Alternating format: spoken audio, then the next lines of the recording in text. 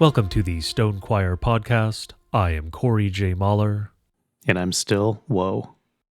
On today's Stone Choir, we're going to be discussing conflicts of interest or conflicted interest.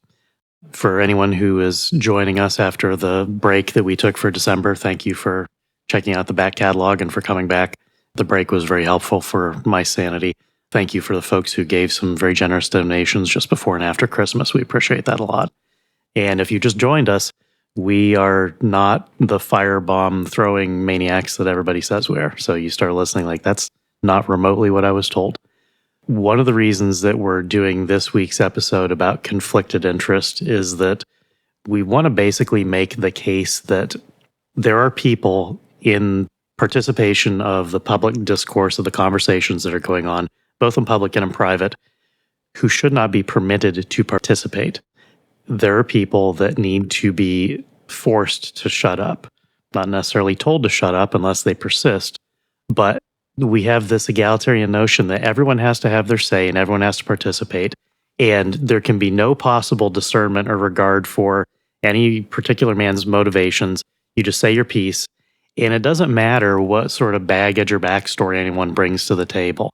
Everyone, for every conversation, you're just completely starting from scratch, which is just crazy. That's not how human anything has ever worked. So we're going to make the case today for a very basic principle that you find in the court system, you find in the civil law and contracts.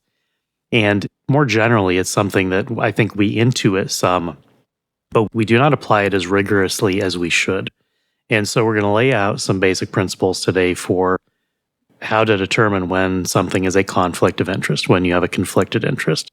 And again, the point is that when these things are detected, you have to change your attitude towards the person who's speaking, because the presence of one of these conflict doesn't mean they're conflicted emotionally. And so, they're in turmoil or something. What it means is that they have two competing duties, and those competing duties are going to be waging war within that individual in a way that's probably going to be invisible to you, but it's going to be shaping what they do in such a way that you can't trust their outputs. Doesn't mean they're a bad person. It doesn't mean they're a liar. There's no negative moral connotation to someone having a conflict of interest. It simply means that for this particular set of circumstances, this guy you shouldn't listen to just because he's got something else going on that you don't. So that's the purpose of the episode. We often see everyone wants to, get at the table and have his voice made public for everyone to hear and be taken seriously. But when you start looking at the backgrounds, the genealogies of the men who are making those points, some wild things often emerge. And Corey and I have both seen this going on for years now, where every time somebody comes after us for some particular subject, and we'll get into a couple of those, it's inevitable that we'll find something in their personal backstory that shows that they have a bias, they have a conflict of interest that will cause them to oppose us, regardless of principle. Regardless of whether we're right or wrong, we're making some scriptural argument, they have a competing interest because what we're saying indicts them somehow. Not that it's a personal attack, it's just this is wrong and this person was doing something that we're saying is wrong. When they defend the thing that we're saying is wrong and they don't disclose that they're guilty of doing it, guilt is begging the question. Maybe they're not guilty of anything, but the question is, if the thing is wrong and this person is doing it, they should tell you that they're one of the people doing the thing. Say, I'm doing this, and so here's why it's not at all wrong. That would at least be honest. That would be a disclosure of, what? I've been a participant in this thing for years. Let me tell you how it's fine. That would be an honest approach of saying, look, here's my personal bias. Here's where I'm coming from. But that's never anyone's opening salvo. And we try to make it a key part of when we make arguments. Many people have been going back and listening to the back catalog. In fact, our bandwidth for the last month where we didn't have an episode was as high as if we had. There's so many people going back because, when you get into every episode that we've done, there's some meat there. There's something that's worth re-listening to. The stuff is evergreen. Like, we've succeeded in that. One of the things you'll very frequently hear us say is that we're not trying to defend ourselves by making some particular argument. We did an episode where, just as an aside, I mentioned for a couple minutes talking about interracial marriages and the laws in the past, because we had been attacked for criticizing that. And I sort of abruptly ended my explanation by saying, I'm not trying to defend our position. I'm just trying to explain there is an argument to be made that these guys don't want you to hear. And so I wasn't trying to defend what we said. I wasn't trying to convince anyone. And you'll hear me often say that, where I'll say something to the effect that I'm not trying to make myself look good or trying to defend what we're doing. The reason for that is that there's a conflict of interest in me telling you I'm a good guy. That's inherently conflicted, because every man naturally wants everyone to think he's a good guy. No one wants to be hated and despised. You want people to think well of you. It's a pretty weird, messed up person who actively wants to be hated. So for Corey or me to say, look, we're the good guys, actually, here's all the reasons why we're good guys, that's completely conflicted. So we don't make those arguments because we know it's not convincing.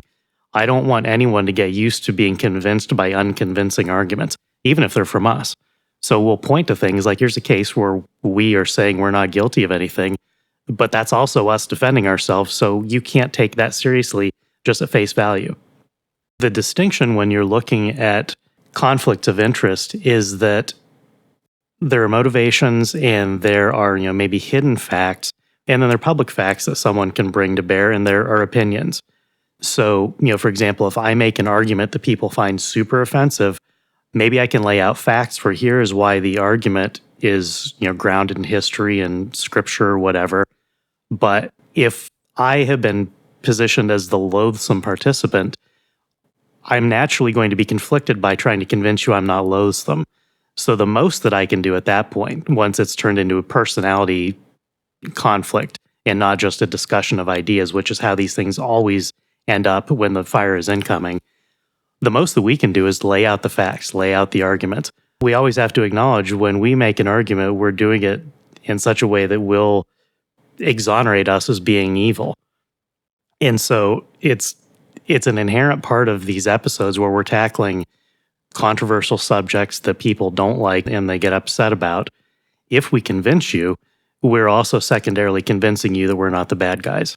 And we would never even have to do that if not for the volume of slander that's been directed. So it's sort of unavoidable that to talk about the subject to convince someone, they're going to conclude, well, if that guy was right about that and he wasn't doing anything that was really wrong, I'm not sure why I should hate him. There's a conflict of interest for us to try to make you really like us, and I don't want to be likable. I'm not a dislikable guy, but that's not the purpose of anything that we do. Our purpose is to convey information, and a lot of people take that the wrong way, and some people take it the right way. Nothing we can do about it. It's personally important to me to play with my cards face up on all these things. I like doing this stuff on hard mode. Like saying, here's everything wrong with me personally, here's everything weak about this position, and it still survives. You can put the least favorable light on some of the things that we say, and it's still true. I'm fine with that because that's a convincing argument, even if you hate me. It's funny, there are a lot of people on X that I see who block me and don't like me and don't like Corey and don't like Stone Choir, who are now quoting us indirectly, but they're quoting people who are saying exactly the things that we're saying.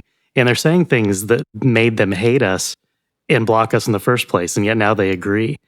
That's a natural part of persuasion, is that sometimes you make a dent and people just sort of move on with their lives and they forget where they got it. So the person who has been slandered can never hope to recover his name.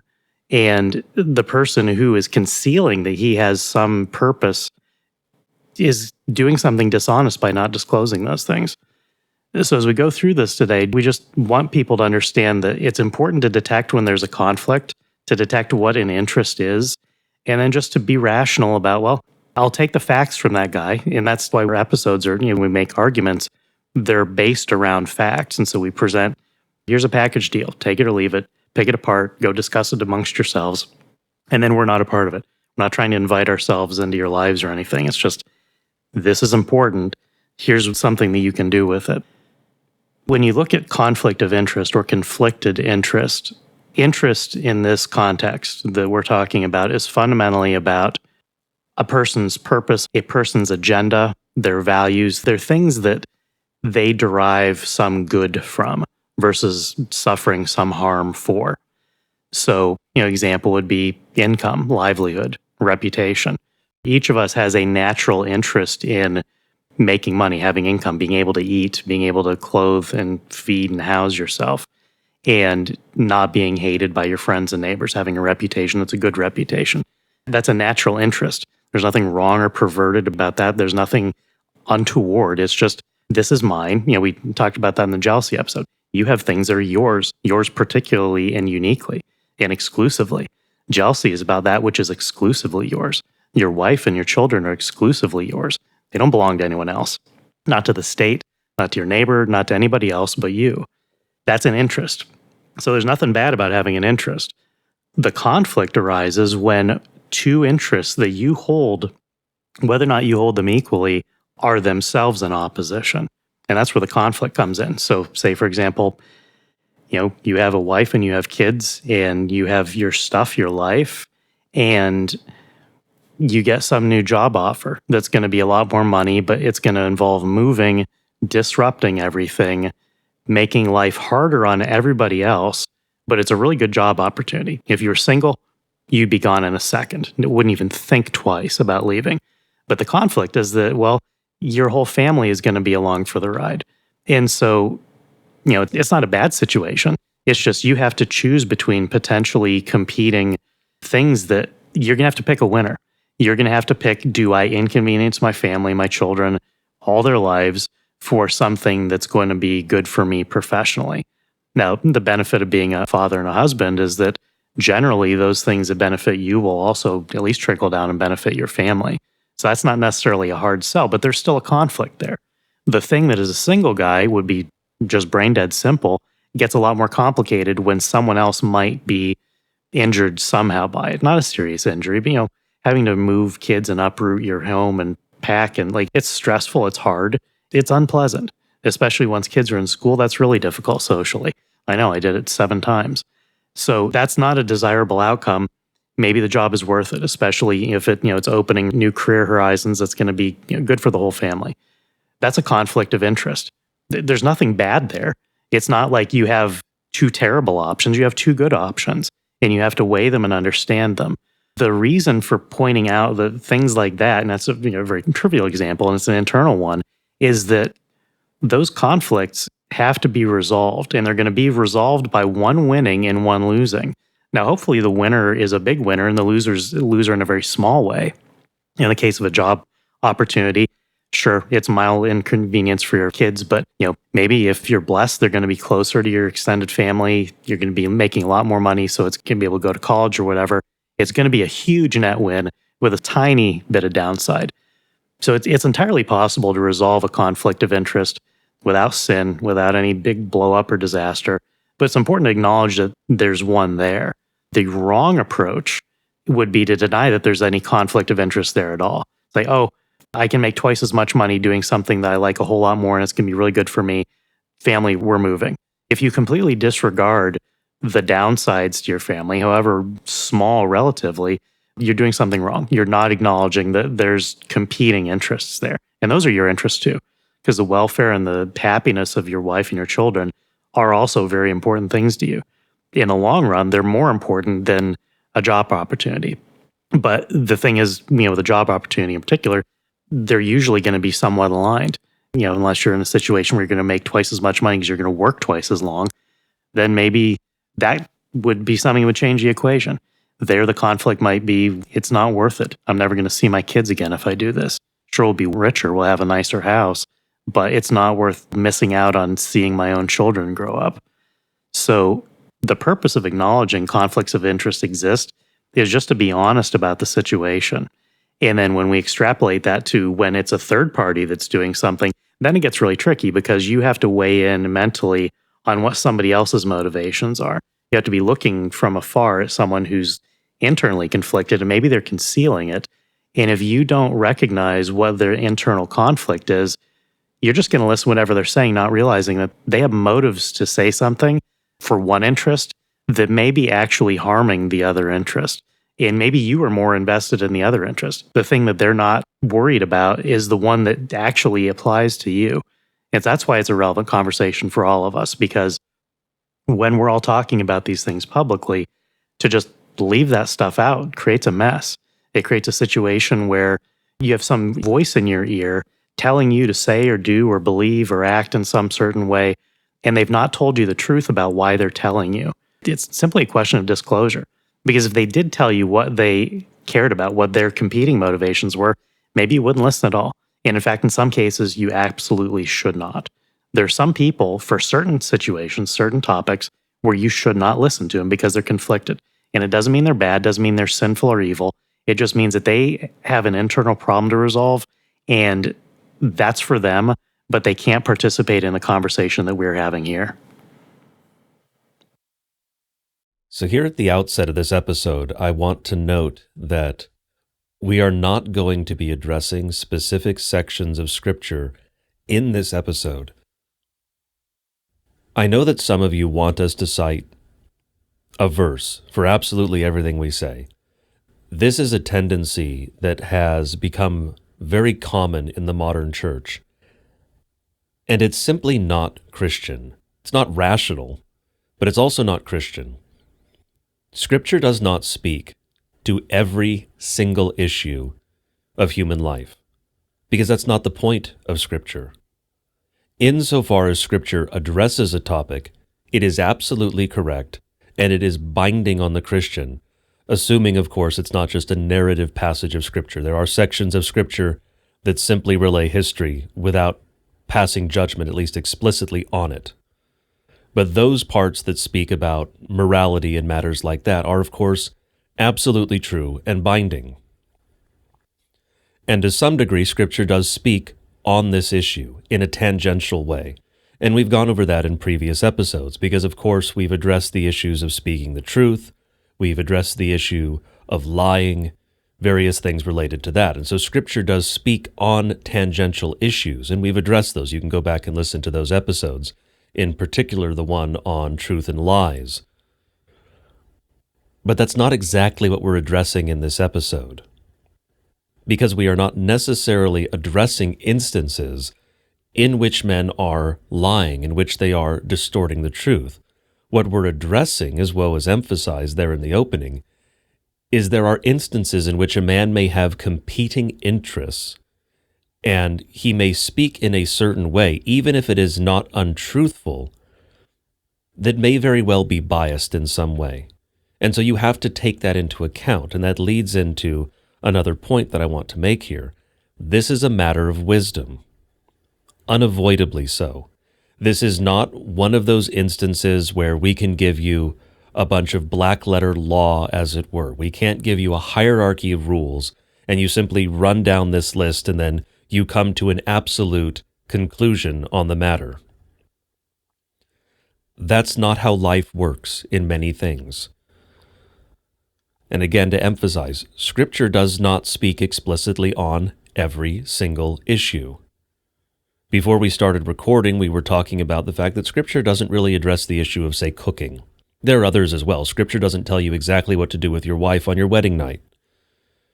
But there are matters that are not addressed. They are left to human wisdom, because God has given us wisdom. That is one of the gifts of God. It is given unequally, of course, but it is given to all men. And insofar as you've been given a measure of that, it is incumbent on you to exercise it, particularly in matters like this. And so when you're assessing how you should take the statements of another man, there are certain things that come into play. One of those is whether or not he has an interest in what he is saying. Now, of course, I'm not speaking of just the general interest in being right, because you could very well be dealing with someone who's just argumentative and doing it for the sake of arguing. But beyond that interest in being right or winning the argument, whatever it happens to be, the man could be speaking in a completely objective fashion. It could be completely academic, disinterested. The only desire is to arrive at the truth of the matter. Say a purely philosophical conversation in which all parties are being forthright, being entirely honest. But by and large, that's not how human beings operate. This is, to some degree, touching at the edges, as it were, of the Enlightenment, which we will eventually get to do. We will eventually get to addressing the Enlightenment. But men are not tabula rasa. You're not a blank slate. You don't come into this world, and you certainly don't become an actual adult human being without having a background, without having certain interests. And some of those interests are going to play into how you present your arguments, how you choose the words you use to present those arguments, for instance. And that should be taken into account by other men when they hear your arguments. Again, as Woe said, that's not to say that these men are necessarily being dishonest or misleading, although that can certainly come into play here. Because a man can have conflicted or conflicting interests without being dishonest about it. Part of this is, of course, a matter of disclosure. Disclosures are by and large a good thing. We have them up and down our legal and our social system for very good reason. If you have a financial interest in something, and you are in a position to enact, say, some regulation or some law with regard to that financial interest, it is important that you disclose that, because it should be taken into account that you have this interest. It's one of the reasons that sometimes we use what's called a blind trust in order to distance a man from having these sorts of conflicts. Because, for instance, if you know all of your financial positions, and you are the lawmaker, or you are the regulator, then you do have a conflict of interest. And the reason that you have that conflict is because you know in the back of your mind, if I do this thing that my job requires me to do, that objectively I need to do, I am going to harm my financial position. And as Woe said, that's not necessarily a bad consideration, because as a man, you have a duty to care for your family. You have a duty to care for yourself as well, but you have a duty to care for your wife and your children. And so having an interest in that is not in and of itself bad. But when you have that conflict, you are going to have to choose. In some cases, obviously, the choice is easier than in others. If you are a regulator, you are supposed to choose the objective path, because you are supposed to do what is, in this case, right. And so you can't side with your own financial interest because it is a financial interest. But the disclosure, on the one hand, helps to guard against that, because it gives other men information necessary to assess what you are doing. On the other hand, the instrument of a blind trust, how that works for those who aren't aware, is that your financial positions are put into a trust that is then managed by another man or entity, and you do not know your own financial positions. You know that you have a certain amount of money and you can look at the performance numbers, but you don't know, for instance, that you are holding Apple stock or Microsoft stock or whatever it happens to be. And so if you are a regulator regulating those companies, you don't have that conflict of interest because you don't know. You can't have the bias because you don't know that you hold that specific financial position. It's an instrument we use in order to address this issue. This is also something that comes up, obviously, all over the legal system. In a particular way, it comes up with regard to witnesses in the civil courts and also in the criminal courts. It's what's called impeachment, not in the sort of grand sense of removing a man from office, for instance, the president, but in the sense of impeaching the testimony of a witness, which is to say, casting doubt on what he has said, or at least giving the jury, the finder of fact, information with regard to that testimony. There are a number of ways this is done in the civil courts. Primarily, it would be to introduce factual evidence that proves a contradiction, introducing a prior inconsistent statement. The witness has said something in the past that is inconsistent with what he has said on the stand. In some limited instances, you can introduce character evidence, which is basically saying this man is a liar, you shouldn't trust him. That's very limited. The rules are complicated. It's not the issue for today. And the other one is bias. Those are the four big ones. Bias is the one we're really dealing with here. And bias is not necessarily a bad thing. When you hear the word bias, you're probably naturally inclined to think, oh, that's bad. Bias is something you shouldn't have. You should be unbiased. You should be objective. No, you shouldn't be. Not always. In some cases, yes, absolutely, you should be objective. If you are a judge, you are required by your office to be objective.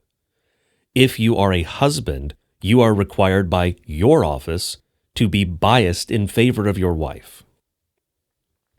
Bias is not always bad. Bias is one way of speaking about duty. If you have a duty to someone or something, that duty, generally speaking, is to be biased in favor of that person or thing. And so bias by itself is a neutral term. In this context, do not think of bias as having a moral slant, as it were, in either direction, because depending on the specific facts, it can be positive or negative. If you have a bias against something when you should not, then that is negative. If you have a bias for something when you should, then that is positive. There is a difference between those two, and it's important to note that. And so with regard to interests, a man can have either a good interest or a bad interest, because of course you can be, in the negative sense, biased against something. But these interests should be taken into account. It does not mean, as Woe said in his opening, that a man cannot be trusted. Because every man has interests.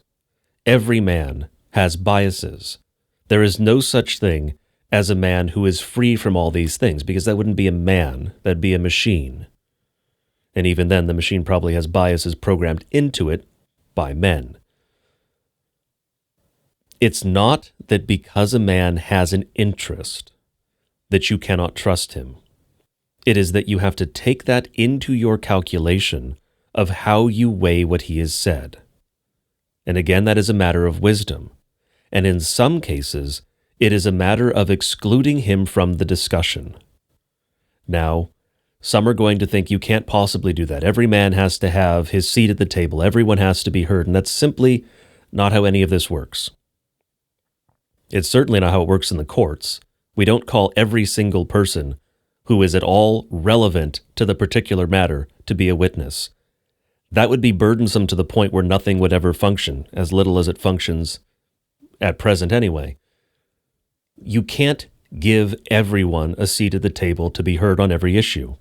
And some men, by virtue of their set of interests, should not be heard because they have a bias that is harmful to the discussion.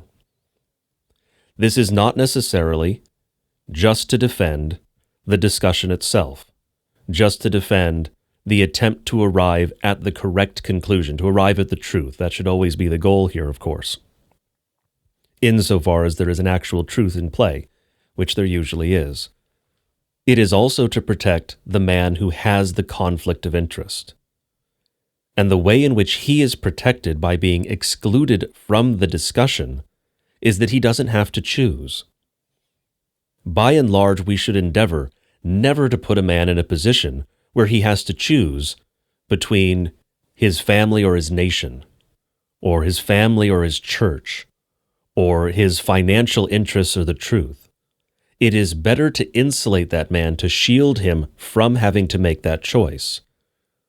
Because if you put a man, say, in a position, to give an extreme example, where he has to choose a course with regard to regulating an industry, and if he chooses the course that is objectively correct, he destroys his financial position, or he can act corruptly and make himself a great deal of money. You should not put a man in that position.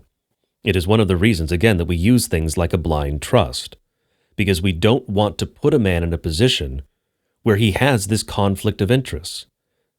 By and large, because very few men are going to make the right choice, but also because you simply don't want to do that to another man. As a Christian, you should not want to put someone in that position. If you find yourself in that position, it is morally incumbent on you to do the right thing.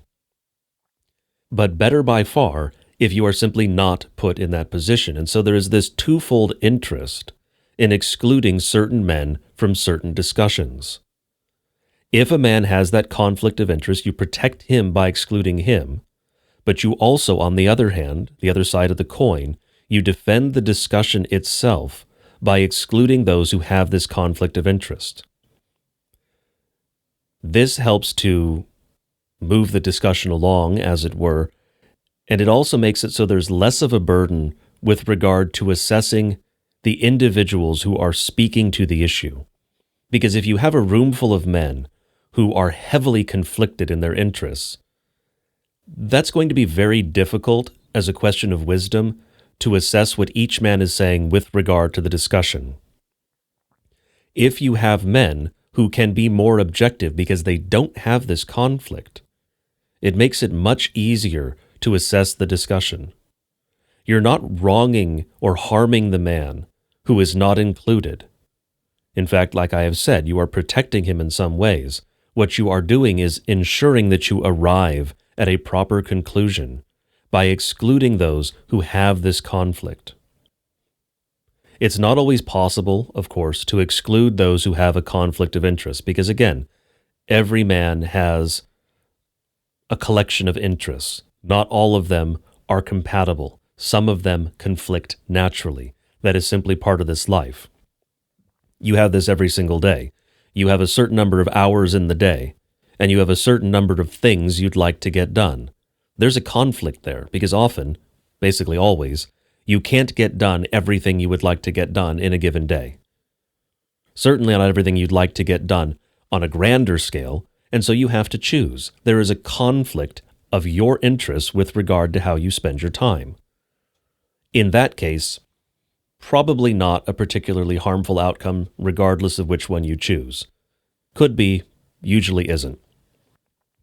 When we are speaking about issues on the grander scale, political questions, and things like that, there is a great deal of potential harm if we do not arrive at a correct conclusion. And so including those who have this conflict of interest harms what is essentially the greater good, harms this more important outcome. And we have to take that into account. And so again, it's not a matter of saying that those who have this conflict of interest are necessarily going to lie. We're not saying anyone is necessarily a liar. If you have a financial position, a financial interest in the outcome of a decision, it does not mean necessarily that you will choose to act, you will choose to decide in favor of your financial interests. If what is right actually harms your financial interests, you are in fact still free to make that right choice, but you have that conflict. And so that has to be taken into account by other men, and putting you in that position does actually cause you a certain kind of harm, because it's forcing you to choose between legitimate interests. And we're talking about legitimate interests here. We're not talking in this episode about those who are malicious, about those who are seeking to cause harm. And those are certainly men who are out there. That is also a possibility. And again, a matter of wisdom as well. You have to assess those men. You have to assess the motives of those who are engaged in the discussion. And part of the way that you can assess those motives is whether or not men make disclosures. Generally speaking, the men who are willing to come forward and make disclosures with regard to their interests, whether it's a financial position or a personal stake, whatever it happens to be, by and large, those men should generally be trusted more because they have made the necessary or at least the helpful disclosures. They are playing with their cards face up, which in this sort of situation, in these matters, that is vitally important. If I were, again, to use the obvious example, if I were regulating a given industry, I would be, legally speaking, probably required, but I would be morally bound to a certain degree to disclose my financial interests in the companies I would be regulating. Because if I didn't do that, it would be seen as, at the very least, suspicious and probably dishonest. The same thing is true with regard to political discussions or even religious discussions. Men should disclose their interest in the outcome, their interest with regard to the statements they are making. It's one of the reasons that Woe and I do not hide that we're Lutheran. We are going to let you know up front that we are Lutheran. We are going to make arguments from that Lutheran background. We are going to make arguments that are consonant with what we believe as Lutherans.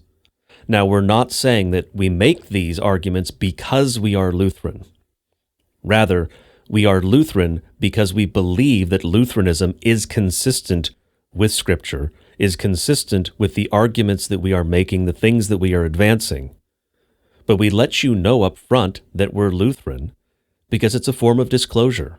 We're not going to hide that from you. We're going to let you know that this is what we believe.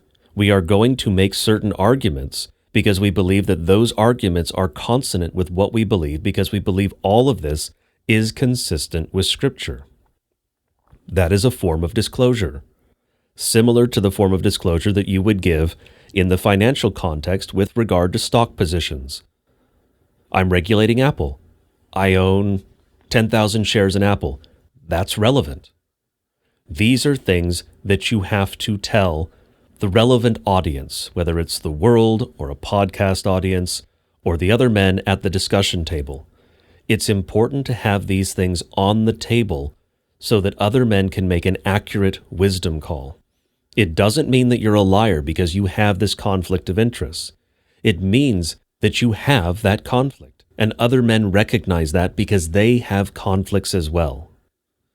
Just because you have this set of things pulling you in different directions does not mean that you will lie. It does not mean you will mislead or deceive or any of these other things.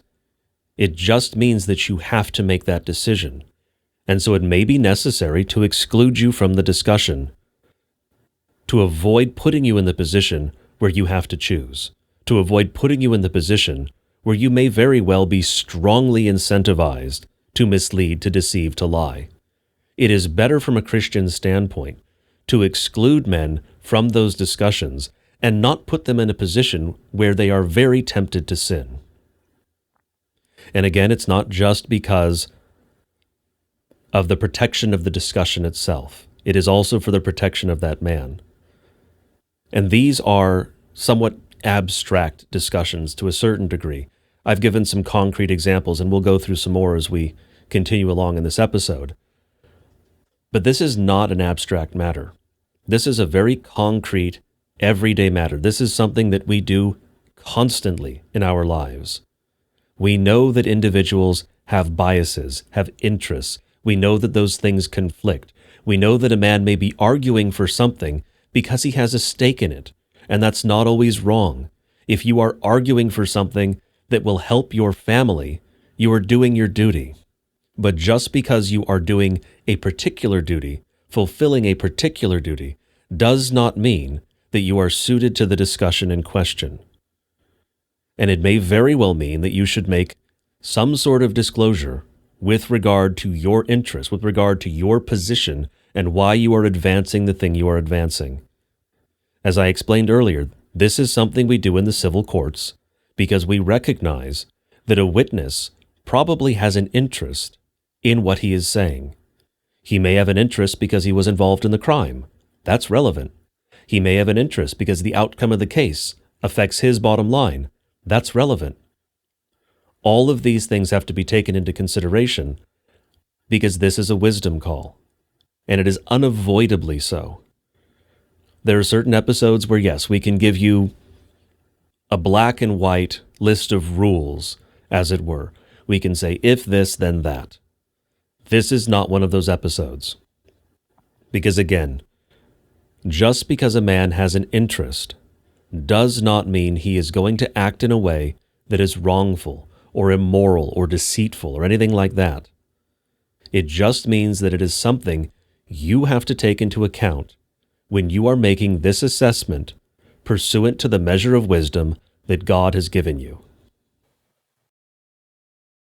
The reason for giving those financial examples is that, one, it's the most common one that we see out in public being called a conflict of interest. But it's also because financial examples are quantifiable. You understand that if you have a stake in something and you make some decision that's going to harm that business interest, you jeopardize, maybe you lose the stake. So they're quantifiable losses if your competing interests are such that you end up choosing against whatever is going to cause you to lose your money. Most of the problems that we are dealing with are not financial at all. They're matters of doctrine, they're matters of politics, they're matters of policy and procedure. How do we operate a society? How do we operate a church? How do we operate a DM group? Pick any sphere you want. You have to decide as a group of men who are gathered together, how do we make this thing work? And the men who should be participating in that need to have their cards face up. For this example, like you can't be hiding something when you're trying to establish, especially when you're trying to change things. And frankly, it's pretty much all we talk about on Stone Choir is here's something that's going wrong and here's how we need to change it. One example that comes up occasionally where people will snipe at Corey and me and say, don't listen to those guys. They're not married. They don't have kids. Woe's divorced. As though that means that we can't possibly have anything to say about anything. Now, I don't think that I disclosed I was divorced before I was doxxed because that's the information that would have contributed, but I never concealed the fact that I wasn't married. And I didn't lie about anything. If Corey and I were saying you, dear listener, should also get divorced, you should not have kids, you shouldn't be married, that would be a very clear conflict of interest because that would be us justifying the things in our lives that have problems with them and saying you should be just like us, then we'll fit in. We'll be okay if we make you like us. And so here, it's fine. You can do that. The conflict only goes one way. And we've never said anything like that. We've only ever said the opposite. We have only ever encouraged men to start families, to get married, to pick a girl they're going to stay married to, not to get divorced, to do things that will ensure that you remain happily married. So the opposite of conflict of interest is basically, to some degree, throwing yourself under the bus, which is kind of what we're doing when we talk about those things. When I tell you that you should get married and have kids, which is absolutely true, like that's not original. That's God's order. That's the way everything is supposed to be. And it didn't used to be that you needed any sort of salesmanship for that. It's only in the last few generations in the West that we forgot how that was even supposed to work. And I did too in my personal life and made mistakes that led to the point that I am single, I don't have kids, and I'm divorced. Not something I would commend to anyone. But that's kind of the state of the world as it's falling apart, and it's a bad thing. I don't wish that on anyone. It's absurd to say don't listen to Stone Choir because they don't have kids or that we don't have wives. It's an absurdity on its face because it doesn't communicate anything. There's no conflict there. It's really kind of a bizarre thing because a lot of you who are listening don't have wives, don't have kids. You dearly wish that you did. And I dearly wish that you do as well. I pray for that for everyone. There's no conflict there because I'm saying, please don't turn out like me. The conflicted version of that story would be, no, it's fine to live like me. In fact, live like Andrew Tate. Andrew Tate is conflicted. He has a conflict of interest because he's living a debauched, worthless lifestyle that he then tries to sell to others and hold himself out as an example of turn out like me. There's a conflict of interest when you say, hey, turn out like me. Simply, forget selling anything. Just the fact that other people would approve of your choices, of your decisions, there's necessarily some upside there. Even if it's purely just the psychic benefit of people like me, the warm, fuzzy glow of being loved and beloved by complete strangers on the internet for whatever good that does. The conflict comes in when there are bad things about whatever's going on and you sell them anyway. So Corey and I don't really talk about child rearing, very little, apart from fathers teach your kids to do these things. Is that invalid because we don't have kids? No, that's absurd. Now, to pause for a second, what I'm doing here is a conflict of interest because I'm telling you that we have not done anything wrong by discussing these things in the manner that we discuss them. That's necessarily conflicted because I have every incentive for you not to dislike me. Doesn't mean I'm lying, which is why I said in the intro, someone who has a conflict of interest in a participation of a discussion can present facts. And so that's all I'm doing here, saying, look, here's the things that we say and here are the things that we don't say. If you can look at that and indict it and say that we are terrible, wicked men for the things that we've said, fine. And it's why I always say take it or leave it. I'm not trying to sell anything, certainly of myself, because I know that there's a conflict of interest. I'm not trying to make you like me. So when you look at what we say, and again, this example, it's not to make people look at us, it's because it's a prime example of a conflict of interest. If we were saying don't have kids, don't get married, just live alone and do whatever stuff and then leave nothing behind, that would be a very clear conflict of interest, because we would be saying you can be like us and that's okay. I don't think that. I don't wish that for anyone. Assuming I outlive my parents, there won't even be anyone to bury me. That kind of stinks. I don't want that for anyone. I also don't worry about it. I don't care because I'll be dead. Like, it's kind of embarrassing, I guess, but whatever. It's not my problem. I'll be in heaven. I don't want that for anybody else. I can be indifferent to my own state and yet earnestly desire that someone else not turn out like that. But that's what you get. That's the cat lady trajectory, is that. Dies alone with 50 cats and the cats eat her because there's nobody else around. That's a bad outcome. It is bad for society. It's bad for the individual. It's horrible. So the conflict of interest is if someone's pitching that terrible outcome, and the world is full of people doing that. The world is full of Andrew Tate saying, be a debauched moron like me. We do the opposite. So you have to decide for yourself, can these guys participate in certain types of conversations? And there are lots of conversations that we deliberately exclude ourselves from. I've been involved in multiple groups that have had side dad chats. Never once have I wanted to insinuate myself into dad chat. Never mind, I wouldn't be invited, but that makes perfect sense for me to be excluded because I don't have kids. I'm sure I'd have things to contribute, but I'm not being left out because it's dad chat. I'm not a dad. I don't get to do that. And that's fine. That's exactly the way it should be. Dads need a place to commiserate amongst themselves about the crazy things that their wives and their kids do and enjoy that sort of camaraderie that's only possible with other men who know the thing personally. It doesn't matter that I might have good opinions and wouldn't be disruptive or whatever. I don't belong in dad chat because I'm not a dad. The conflict of interest would be say, no, bring me in because I'm really smart and clever and I got lots of fun things to say. You should listen to me too. Probably wouldn't make a mess, but it would still be stupid because I don't belong. It's perfectly okay to identify people who don't belong and then exclude them on the basis of things about them. That's how civilization has always worked. We have gotten away from being able to do that. We've gotten away from being able to exclude people and say, no, you don't belong here for these purposes. Now, this example of people saying, don't listen to Stone Choir because we don't have families. Well, if you think that's persuasive, okay. Like, it would be conflict of interest for me to convince anyone otherwise. I'm telling you that I think if you examine that rationally and you look at the facts, it's dumb, but whatever. For me to say it's dumb is both true and completely biased, because if you agree with me, then I win something. I win somebody saying, yeah, you're okay. The greater problem that we face is that the discussion of the ideas can't be separated from the men, but sometimes it's just situational. I'm not going to give a bunch of parenting advice, certainly unbidden.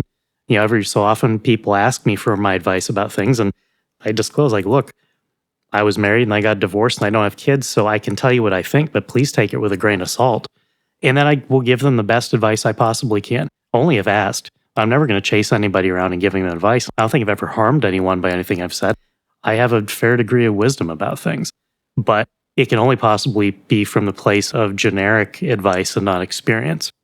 So the conflict there is that if I'm trying to convince you to include me, then I'm selling something. If someone comes to me and say, look, I know you're conflicted, but you also do a pretty good job with this stuff. What do you think? Like, sure, I'm happy to help is any way I can. The divorce thing is particularly funny because I was married for 10 years. I got married when I was 24. I was married for 10 years, which is longer than a lot of the guys who criticize me for being divorced or for not being married. I would have said up until the afternoon that I found out I wasn't going to be married anymore, but I would have said I was happily married. Now, looking back, doing a post-mortem on things, I can see mistakes that I made along the way. I can certainly tell you any number of things that you can do to have a failed marriage. And I can tell you, the opposite of those is going to make your marriage work better. I don't go around doing that precisely because there's a conflict. For me, the divorce guy, to go around telling people how to be happily married, it's just kind of gross. Even if it's right, even if everything that I would say is completely factual, there's still kind of an inherent grossness to the bias of someone who has this conflict saying, no, look, I'm still an expert, even though mine burned down. Let me tell you how to do your marriage right. It's preposterous.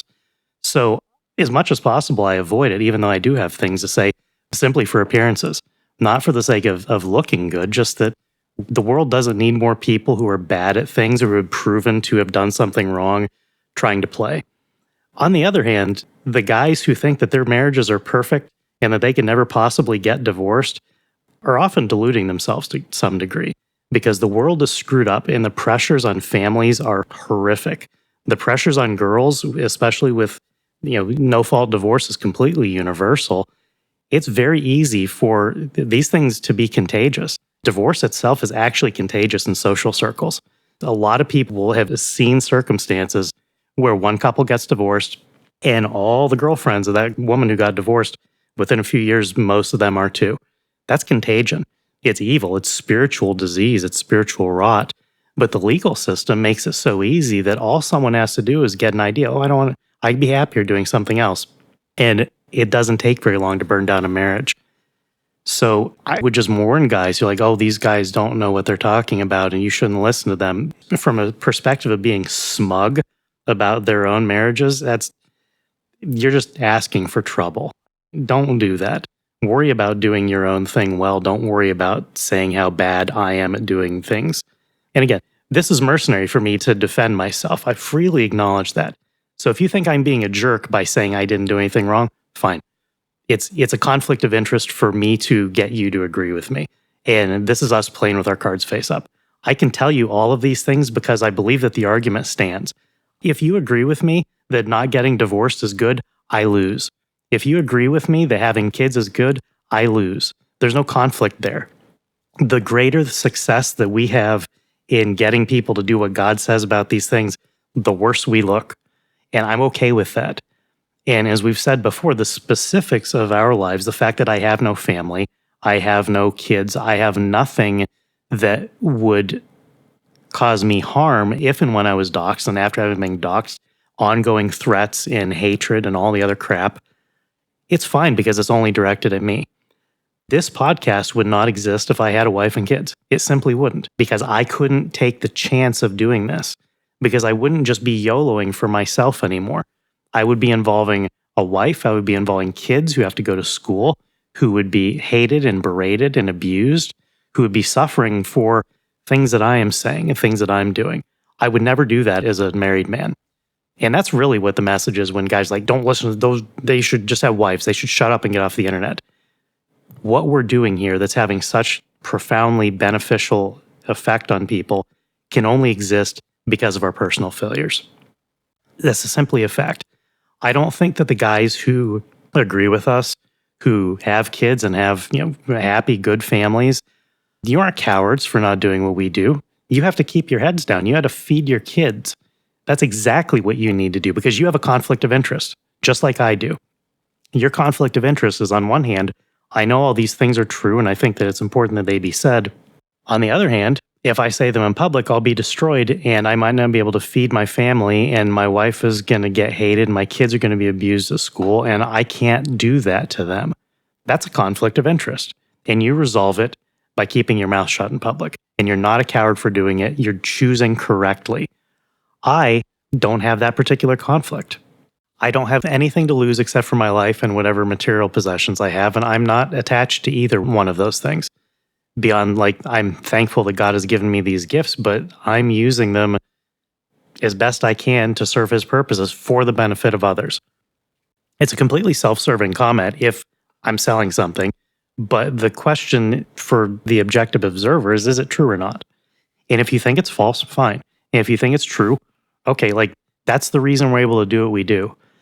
But the fact that over and over again, people want to tell us, you should stop doing the thing that you're doing that's so effective and go be just like me, that's conflicted too. It's not that the generic advice is bad. It's that it doesn't address the specific situation. So there are lots of conversations where I'm happy to be excluded from. I should be excluded. And that's good order. There are other conversations it doesn't matter if I'm one of the people speaking, but everyone else has to decide that for themselves. Don't let me convince you that I get to play, because that's conflicted, even if I'm right. That's the whole point here. The guy who's trying to say, let me play, the guy who's saying, look, what I'm doing is okay, he's conflicted all by itself.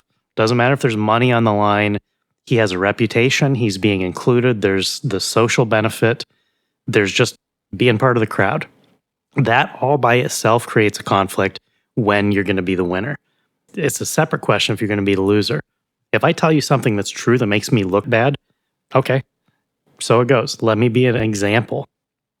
I remember in high school, we had a motivational speaker who had abused PCP.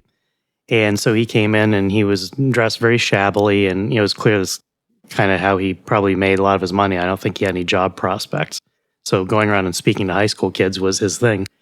And I very clearly remember this, like it was an effective motivational speech. He talked about having been a hardcore drug abuser who took PCP or angel dust.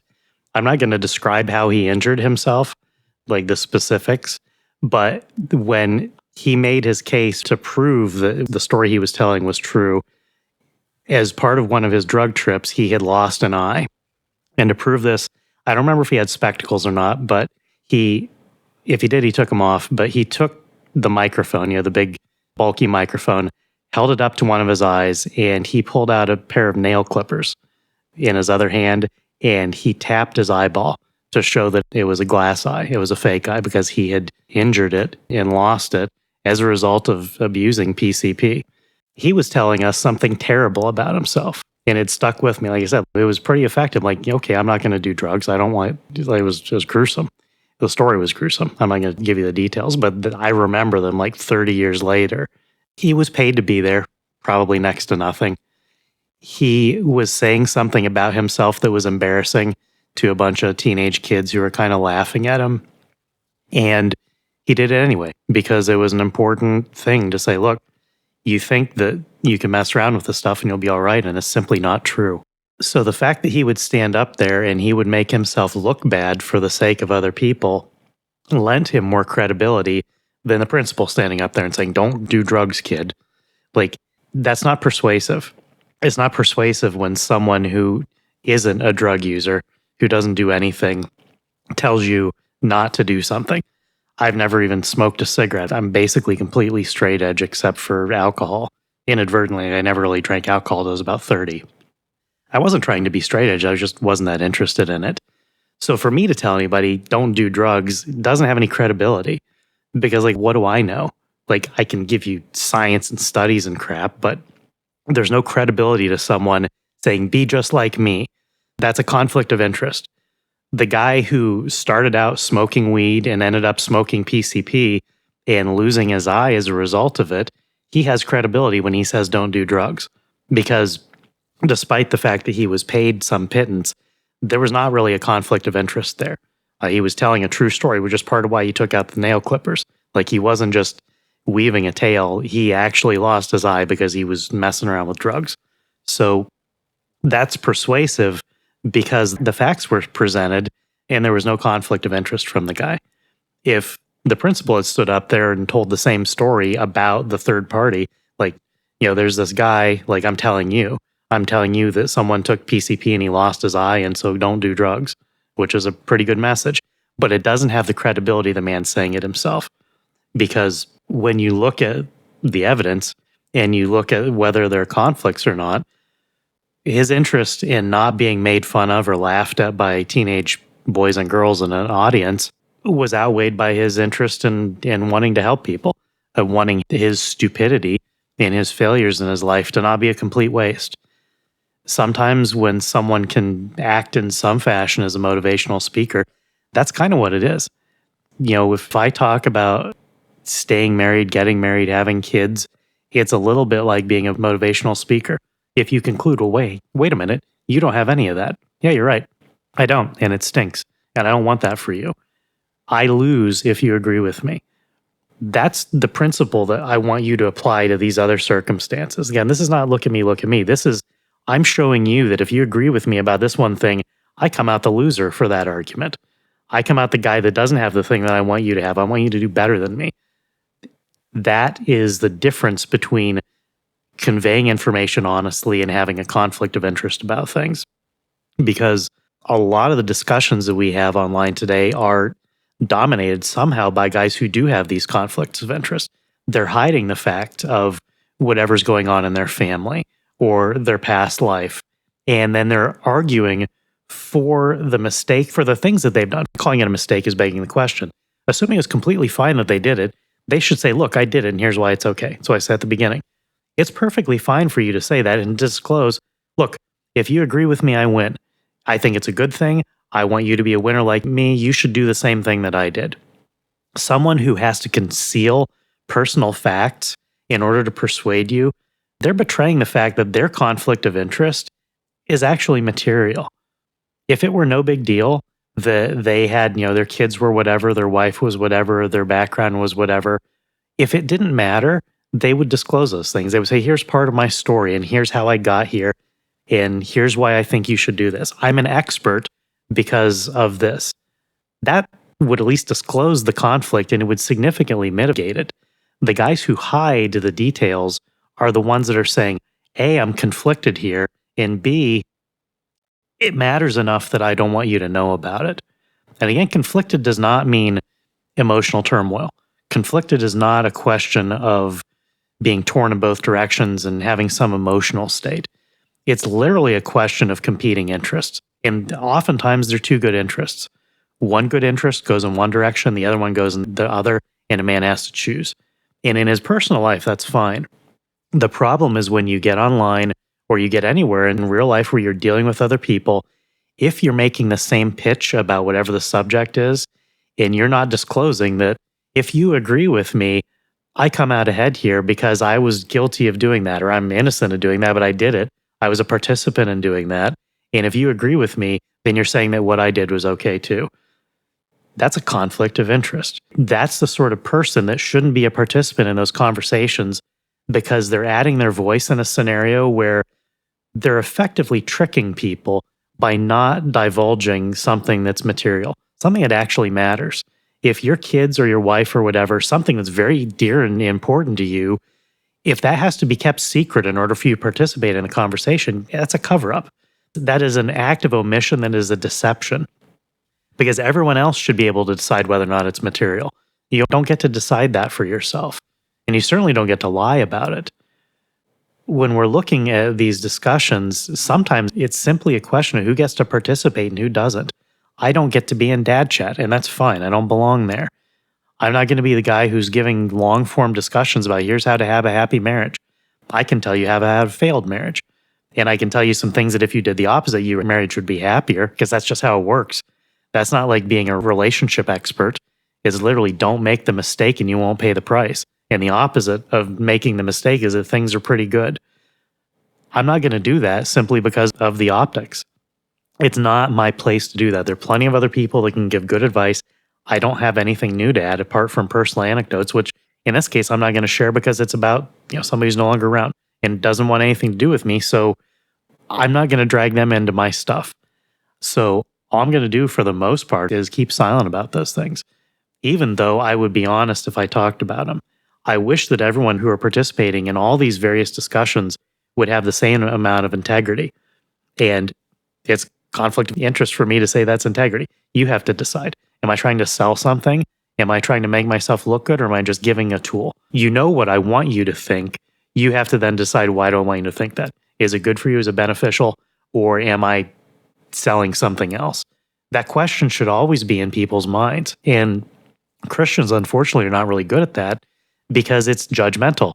It's introspecting someone's motives. It's actually thinking about outside of yourself, thinking about the other person and what makes them tick, what makes them do the things they're doing, not taking everything at face value. The purpose of this episode is you should not be taking things at face value with other people. You should be understanding where they're coming from and why. And sometimes maybe that doesn't put them in a very good light. It doesn't even mean they're bad or wrong or guilty of anything, but they should disclose the things that if you knew about them, you take a different approach to how you view the subject. Fundamentally, this question is about honest discussions taking place unimpeded and without disruption. And when men conceal their motivations and conceal their interests, that will necessarily nudge them in one way, the rest of us can't talk freely. The rest of us can't have an honest conversation with the one guy who's vehement and passionate. You're like, wow, he really cares about this subject. He doesn't tell you the one thing that matters. He doesn't tell you why he's fighting for it. That conflict should be divulged, and everyone should take it into account. And when a man is conflicted, as Corey was saying, in the case of these discussions, he shouldn't be our participant. Not because he's bad or he's a liar, but because there are plenty of other people who can talk about those things that don't have to choose. Because if the discussion could go either way, and a man has a vested interest in it only coming out one way, then suddenly the discussion isn't about ideas anymore. It's about if we decide that this discussion is going to break in this direction, and this man who has competing interests in the opposite direction, we're choosing against him. We're not talking about an idea anymore. We're talking about condemning the guy who's talking. The only way to have those conversations if he's not present at all. And that sounds heartless, but that's just, it's something that's a natural part of business life and other things. Sometimes someone just has to leave the room so that something can be discussed because of the conflict. Not because they're bad, not because they're going to lie or anything, because it's not fair and reasonable for them to be a participant when you're talking about something that could go the wrong way for them. They can speak in their own defense in that context, but they don't get to persuade you without it making clear that they're on the opposite side of the question. And that's what this is all about. This is, again, one of those things that we do recognize in our civil courts. We have exceptions to some of our rules that exclude out-of-court statements when those statements are against interest, specifically against the interest of the party making the statement. This is one of those where if you admit to a crime, for instance, out of court, that can typically be admitted. So if you have made a statement that is against your interests, there is a certain amount of weight that comes along with that does not come along with a statement that is in your interests. And the reason for that is rather obvious. If you're making a statement that is in your interest, there's a reason for you to make that statement. If you are making a statement that is simply objectively against your interests, there are many reasons for you not to make that statement. And so the fact that you are willing to say that thing makes it more likely that you believe it is not only true, but important enough to be said. And so this is one of the heuristics, one of the general rules that you can apply when assessing these sorts of things, when making these wisdom calls. If someone makes a statement that is in his interests, well, there's an obvious reason for him to make that statement, so you have to work that into your calculation. But on the other hand, and in the opposite direction, if he makes a statement that is against his interests, there are reasons for him not to say that, to withhold that information, to remain silent, and he did not do so. When it comes to the political, which is really what we have been addressing sort of tangentially in much of this episode so far, there are a number of active discussions that are very relevant here. One in particular that comes up in a number of episodes and is going to be something that is simply ongoing in the political landscape in much of the world, particularly in the West, for the foreseeable future, is the issue of interracial marriage. And that is going to continue to come up because it is a live issue. Immigration, so-called mass migration, all of these problems lead into this particular issue. And obviously in the U.S. context, we have the history of slavery and the Civil War and emancipation and integration and all of these other things, the decriminalization of interracial marriage, miscegenation, which was illegal in living memory for some individuals, certainly in recent memory, recent history for basically everyone, for those who've studied history. Many of those who speak on this issue do not disclose the stake they have in the conclusion, in the outcome. And so, for instance, if, say, the recriminalization of miscegenation, of interracial marriage, were on the table, and that is very much something that is legally on the table, that is only, again, very recently that was made a non-criminal matter, not simply illegal, but a criminal matter.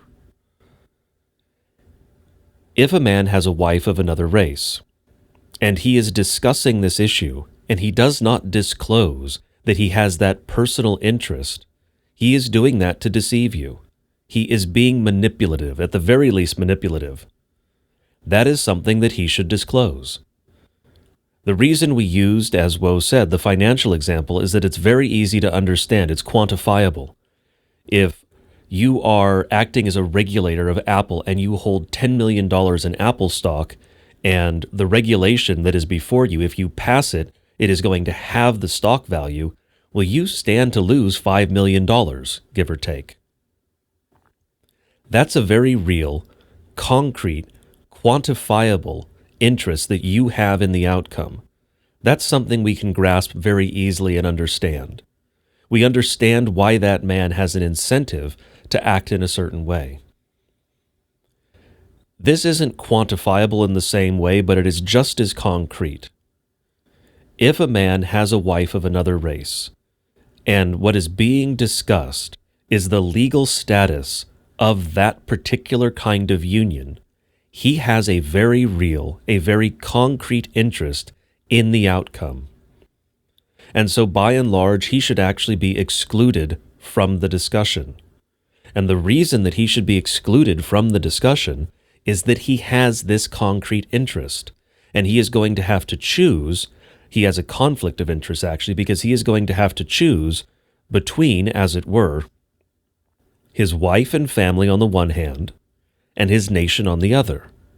Because the issue ultimately when we are speaking of interracial marriage, of miscegenation, is whether or not a given nation continues into the future.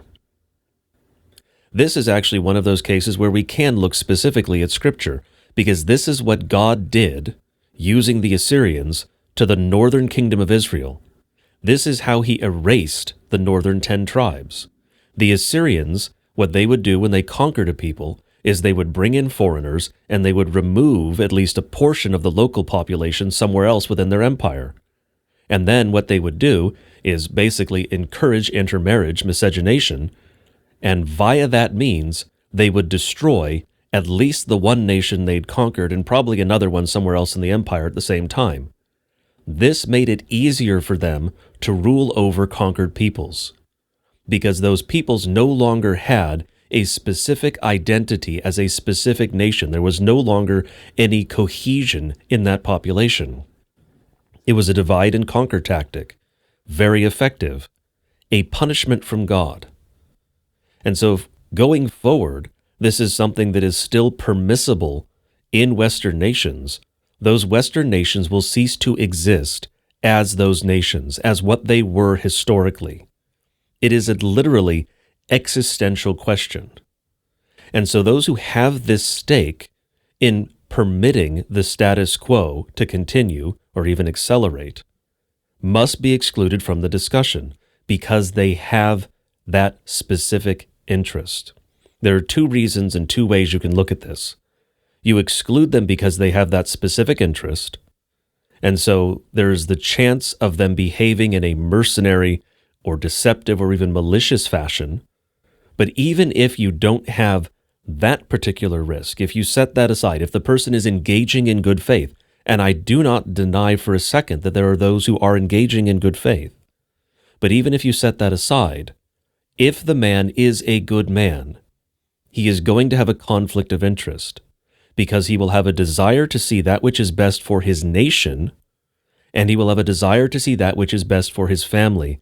And in his specific case, those things are in conflict. And so if he is a good man, you exclude him so as not to make him choose, so that you don't put him in the position of having to choose between his nation or his family. That is a terrible position in which to find oneself. No good man wants to be in that position. It's one of the reasons that we argue that interracial marriage is deeply unwise, because it leads to these sorts of outcomes. It leads to situations in which a man has to choose between his wife and his children and his nation. If you're German and you marry a German, There's no conflict of interest. There's no choosing between your nation and your family because they are essentially identical. If you are French and you marry an African, you can very well have to choose between your family, which is not actually French and not actually African, but sort of half one and sort of half the other, which forces you to choose, and more saliently, forces your children to choose. Well, now you're in a position where you have to choose between your nation or your family. That is an unwise thing to do to yourself, and it is certainly an unwise thing to do to your children. And those who are of mixed race know this. It's one of the reasons that we have those of mixed race message us and ask us questions. We'll never disclose who those individuals are, of course, but we have received many of those messages, and they thank us for speaking honestly on this because they have lived this experience. And I know some people think, oh, lived experience, it's a Marxist phrase. But as we've mentioned before, it's not. It's a real thing. Lived experience is something. If you work as a coal miner, you have a very different lived experience from someone who works in a law office. These are different things. They give you a different perspective, a different sort of concrete knowledge of the world. And those who are of mixed race know for an absolute fact that they have had to choose, or they're still in a position where they're trying to choose, and it's difficult. Because when you are essentially by your nature torn in multiple directions, that is a terrible position. That is a terrible burden to put on a child, and it is a difficult choice because you legitimately have actual interests that are in conflict. It's not that you have one mercenary interest and one legitimate interest, or you have this one that's clearly the stronger interest and this one's the weaker. You may very well have two virtually identical in terms of weight or importance interests tearing you in opposite directions. And so the men who have put themselves in that position have to be excluded from the discussion because they cannot engage, on the one hand, in a truly objective fashion, or, and perhaps even and, on the other hand, you do not want to force them to choose in that way. This is something, again, that we see all over the place with regard to this discussion.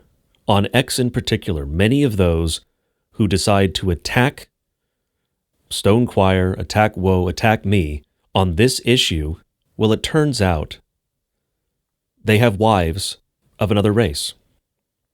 They don't disclose that, at least not explicitly when they're making their arguments. It happens to be something that has been incidentally disclosed at some point in their past. That is a conflict of interest. That is something that absolutely should be disclosed. And those men should not be engaging in the discussion for the reasons we have laid out, for the reasons that I just laid out at some length. This is an important matter. This is something that has to be discussed. Now, you can come down on one side or the other. You can mount whatever argument you want, construct it from Scripture, construct it from reason, whatever it happens to be. We've done that elsewhere in other episodes. We've done it in many places online. We've done it in other discussions. Leaving that aspect of this aside, regardless of where you come down on the issue, it is undeniably an important matter. It is something where it is certainly a matter of wisdom. It is something where there is, I would advance at least, an objectively correct answer, both scripturally and in all of these other ways, biologically, rationally, culturally, whatever else you want to use. And so being such an important issue, we need to have a proper discussion, a proper debate, a proper addressing of the matter that necessarily excludes those who have this conflict of interest. It's not that we're denying them a seat at the table or saying that these voices don't matter. We're doing it for the reasons that I have laid out, for the reasons we've laid out in this episode, and also elsewhere. Not all men get to speak on all topics. That is simply the reality of life. God has handed out gifts unequally, and certainly that plays into it. But as Woe was saying with regard to marriage and related matters, there are some topics where it is inappropriate for a man to speak. It's not even because a man doesn't necessarily have something to say on the topic. He may have some very good things to say on the topic. He may know the topic really well, but there is some compelling reason for him not to speak, to exclude him from speaking. A trivial example of this, to make it perhaps more concrete. If you own a Jeep, you don't get to join the VW club. We all recognize that. Straightforward. If you sell your VW, you get kicked out of the VW club. There's a requirement to be in that club. If you don't meet the requirement, you are excluded by virtue of not meeting that requirement. The same thing is true with regard to certain topics of discussion, with regard to certain debates. And so I'm not going to say that Woe and I don't have accurate and useful things to say about some of the concrete day-to-day realities of living a married life. But by and large, we are not going to inject ourselves into that discussion because neither one of us is married. And so there's a certain level of not necessarily, but seemingly inappropriateness to doing that. There are certain subjects that are more appropriately addressed by those who have that concrete life experience with the thing. And again, as Will was saying, with regard to the topic of drug use, this is one of the topics that comes up all the time in this area, the other being promiscuity, of course. There are those who use drugs who constantly try to drag others into that life. And so they have this mercenary interest in normalizing their behavior. And obviously the same is very true with regard to promiscuity, particularly with regard to women. Women who have made terrible life choices will often try to drag other women down to make themselves feel better, to make themselves feel more normal. Because if every woman is a harlot, then no woman is a harlot, effectively. But with regard to drug use, there is something more compelling, specifically with regard to the statement against interest, when someone who has made these poor life choices tells you, don't do this, don't be like me. When someone tells you don't be like me, and it is something that is very clearly negative, for instance, losing an eye due to drug use, that is a compelling argument, and it is right to give that additional weight to that. But it is not to say, for instance, that Woe and I couldn't contribute something on the discussion of drug use. But it is different. Neither one of us has used drugs in the past. Neither one of us use any drugs. Neither one of us uses any drugs. We both drink alcohol. That's the extent of it. Scripture says that's fine, of course. Scripture, in fact, commands it. We've gone over that in other episodes. I have smoked a handful of cigarettes in my life. Woe is not. And so either of us speaking on the topic of drug use is not going to be able to say, don't be like me. Because if we said, don't be like me, that would be telling you to use drugs, and that would be an insane argument. We can bring up the research. We can bring up secondhand accounts, because both of us have had friends who have used drugs, and some have had very bad experiences with them. But there is a difference, again, because there is something compelling about a man speaking from personal experience and telling you, do not do the things that I have done. They are bad. They will harm you. It doesn't mean that you need someone who has done the bad things in order to have the argument, because, of course, we can show you the research on why you should not do hallucinogens. We can mount the scriptural argument, the Christian argument, for why you should not do hallucinogens. We could show you very, very clear medical studies for why you should not do certain hard drugs, because they will literally kill you. They destroy your body.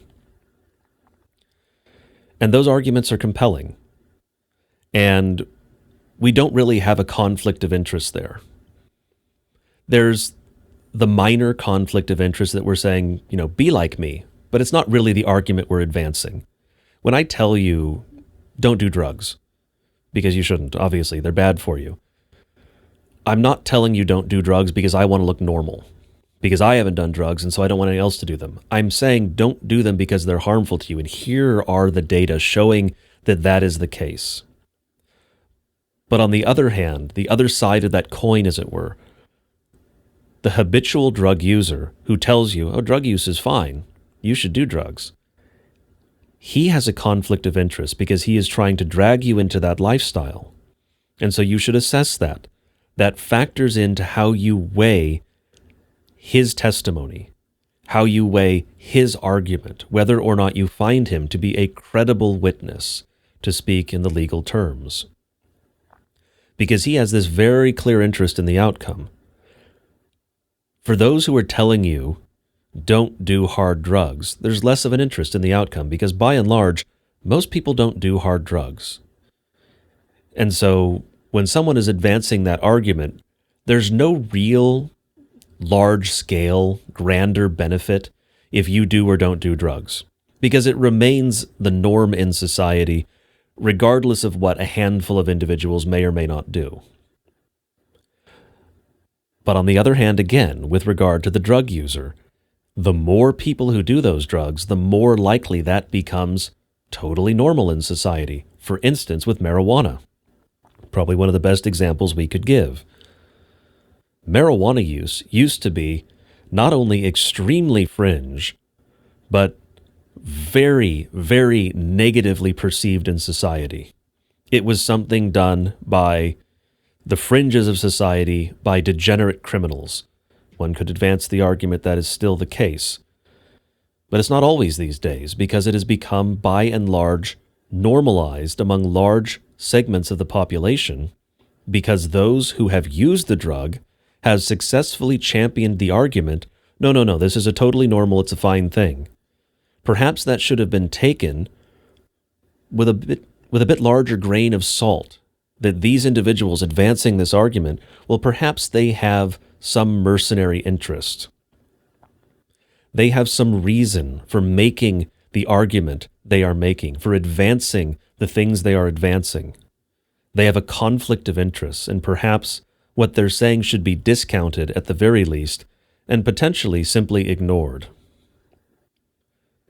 I won't go into the depths of it, as it were, but this is obviously directly analogous to what has happened with promiscuity in our society since about the 60s.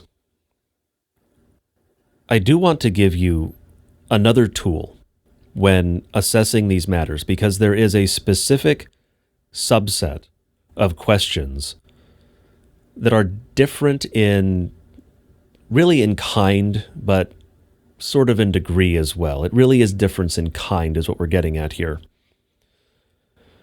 When dealing with specifically Christian issues, and I mean core Christian doctrines on this, I don't mean the color of candles or whatever. I don't care if you use purple, blue candles, pink. Someone will be mad at me because of that, but that stuff ultimately doesn't matter that much. It's important for good order. It's not essential to salvation. You're not going to hell because you used the wrong candle color. But when you are assessing someone's argument, there is a difference between eternal truth and temporal goods. Someone who has an interest in temporal goods is really the subject we are discussing in this episode. Because if you have a financial stake in the outcome, or you have an interest with regard to your choice of wife, and therefore your children, these are temporal. Obviously also, there's an eternal aspect there when you're dealing with human souls, but we're talking about temporal goods for most of these issues. There is a difference when you are speaking about eternal truth.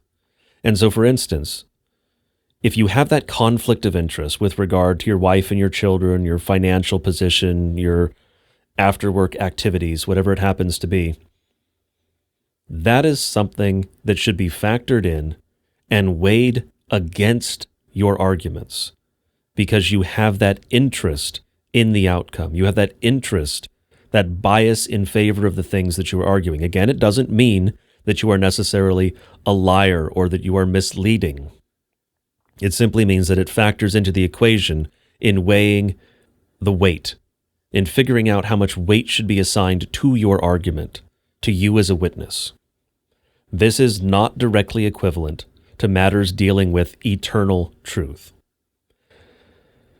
This comes with a caveat because it has to. There are those who argue for certain positions with regard to religion, specifically Christianity, obviously, because this is a Christian podcast. But there are those who argue for their positions simply due to a mercenary belief, a mercenary adherence to their own team. And so I'll decline to give any specific denomination or tradition as the example for this one, but if you believe X with regard to the Christian religion, and you believe that X is a core doctrine in the Christian religion, but you believe that because it is what your tradition says, and the only reason for which you are arguing for X is because it is part of your tradition, so you're just arguing for team colors, is what I'm saying essentially. This is one of those few places where a sports metaphor is actually important and actually works. If you're arguing for your team because it's your team and not because it's true, that is not what I am saying here. That is a different thing. That is a mercenary approach. That person should still be assessed according to what we're saying in the rest of this episode, according to wisdom, according to the bias, the conflict of interests. But someone who is arguing for eternal truth, truth for the sake of truth, not because, and here I'll give an example, not because we're Lutheran, for instance. We do not argue that baptism saves you. We do not argue for the real presence of Christ in the sacrament because we're Lutheran. If we argued those things because we are Lutheran, that would be biased. That would be a conflict. You should assess that the same way as you would anything else we've discussed in this episode, and so many things that we will not discuss in this episode because there are so many examples. But if we are doing it because we firmly believe that it is eternal truth, that is a different thing. I don't stand, really in any concrete sense, as it were, to gain or lose anything with regard to you believing what I say about the sacraments. Now, yes, there's the consideration of being a truthful teacher, there's the consideration of the stricter judgment, all these various things, but those considerations aren't a conflict. There's no bias there. Being true to God and His things is different in kind from a financial interest or something similar like that, some, again, temporal good. And so this is another aspect with regard to these Christian arguments. We have to take this into account. If someone is making the mercenary argument, oh, well, I have a red flag and so I'm arguing for the red team, that's the same sort of thing as I have a financial stake in Apple, so I'm arguing for Apple. I'm arguing against regulating them. I have a wife who is of another race, and so I'm arguing that we can't possibly make miscegenation illegal again, whatever it happens to be. But if I'm arguing baptism now saves you, because it's what Scripture says, it's what I firmly believe, that is not a mercenary argument. That is not bias. That is not conflict. That is a fundamentally different thing. That is different in kind. And so it's just important to keep that in mind, because when we're talking about political issues, that's not really on the table. When we're talking about religious issues, that could very well be on the table. And so you have to discern, this is again a question of wisdom, you have to discern if that person is making the mercenary argument for his team or the truly sincere argument for a belief about the central truths of the Christian faith, about the core beliefs of our religion, because those are two very different things. And you should treat the arguments of the men making those sorts of arguments, of the men taking those sorts of approaches, you should treat them differently because they are not identical. The mercenary argument and the true argument, the convinced argument, are fundamentally different things. And it is only that mercenary argument that would be subject to the sort of analysis that we are making in this episode. Now, of course, that comes again with a caveat, because this is a matter of wisdom. There's going to be nuance. There's going to be assessments you have to do. We can't give you black and white rules, as we have already said. The man who makes what he believes to be a firmly convinced argument, may in fact be deluding himself. You have to make that assessment. That is the case across the board here. There are men who are making arguments that they firmly believe to be the truth, but they have deluded themselves because of their personal stake, because of their bias, because of their interest in the outcome. And so you have to assess whether or not that is the case with regard to a given man on a given subject. There's no getting away from this fundamental fact that these are questions of wisdom. You are going to have to apply the gifts that God has given you in order to make these calls. We are laying out the framework for how to approach these things. We are laying out the framework for how you determine if certain men are given a seat at the table or not. And then, for those men at the table, how you assess the things they say. But ultimately, this is something each man has to do for himself with regard to the issues on which he has to make these calls. We can't make these decisions for you. We can't even decide for you how much you trust us. You have to decide that. It's one of the reasons that we constantly tell you to assess the things we've said. Look at what we've done. Look at what we've said. Look at Scripture when Scripture is relevant to these things, which is very often the case, of course. You have to make these decisions yourself. We cannot make them for you, and neither can anyone else. Now, of course, there's a difference for our female listeners because, of course, you have a head. He gets to make many of these decisions, and it is incumbent on you to follow him. As Scripture says, submit to your husband in all things as to the Lord. So there's a difference there. But when I am speaking to the men specifically, you really don't have an out. Yes, you can follow the leaders who have been put over you. Yes, you can trust the men that God has put in offices of rightful authority. But that does not absolve you of the necessity of making these sorts of wisdom calls, at least not totally. This is part of the reality of this life. You have to make wisdom calls. You have to make assessments. The point of this episode is to help equip you with the tools you need to assess the testimony of other men, to assess their arguments, to assess the things they say. Because it's not just a matter of the concrete argument itself. Yes, that should often be paramount. In fact, that should probably, typically, in the overwhelming majority of cases, be paramount. You assess the argument the man is making. But you also have to assess the man making the argument. It's the genealogy of ideas, because it's very often the genealogy of ideas.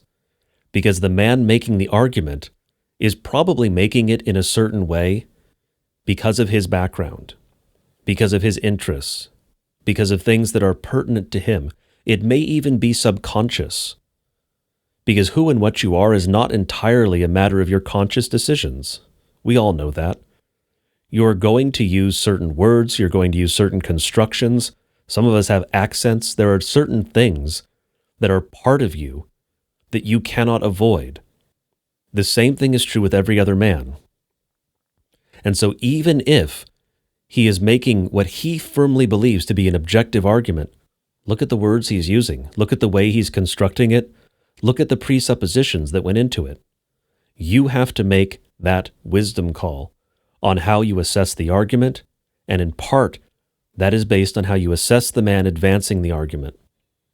These things are not unrelated. They're not distinct. They're not disconnected. Human beings are not robots, and arguments are not conjured out of thin air. They are constructed and presented by men, and those men have interests. They have biases. They have things in their lives that have led them to those conclusions, that have led them to formulate the arguments and the conclusions in the way that they have. And you as an audience, whether it's here or elsewhere, have to make those assessments for yourself. I want to present one last example of conflicted interest because it's one that just came up recently on X where a bunch of people got really mad at me for something that I said. And I want to lay out how this is such a clear example of the problems that arise when Often people don't even understand their own biases. And if you don't understand that you're missing something, if you think that everything about you is just hunky dory and you have everything figured out, but you actually have a glaring hole or omission in your knowledge or experience, you're going to make mistakes in the way you convey things that are a natural consequence of what you don't even know you don't have. It's the unknown unknown. So Jared Taylor recently got back on X. He was banned for years. He has long been an advocate for whites as a race. He was born in Japan in 1951. His parents were Christian missionaries there, and he lived there until he was 16 years old. So he was raised entirely in Japan. Now, his family goes back as long as mine, over 400 years ago. He's a founding stock American. He's an American. The point that I made online was a response to something that he said as soon as he got back on X. He did a video interview with a guy named Richard Hanya or something. He's just a vile, repulsive, wicked man. One of the nastiest people on the internet. A true enemy of all of us. No matter what you think of Stonequire, he hates you. He is openly an enemy of everything that anyone remotely on our side would like. Jared went on to talk to him about race and whatever. I didn't listen to the whole thing. I listened to the clip that came out of that where they were both laughing and saying derisive things about West Virginia. And Jared Taylor made a comment about West Virginia people, obesity and tattoos and the stereotypical look. And he said that they're not, the elite human capital that we're talking about. And he went on to explain that despite Richard, the other guy's despising of people in West Virginia, Jared's overall point was that they're still part of America. They're kind of the lowest tier and they have all these problems, but I love them and I want to help them. And it wasn't a bad sentiment. And he also wasn't wrong about the problems that people in West Virginia have. The problem that I had with what he said was born of his own biography. He didn't grow up in the US. He didn't have an American upbringing.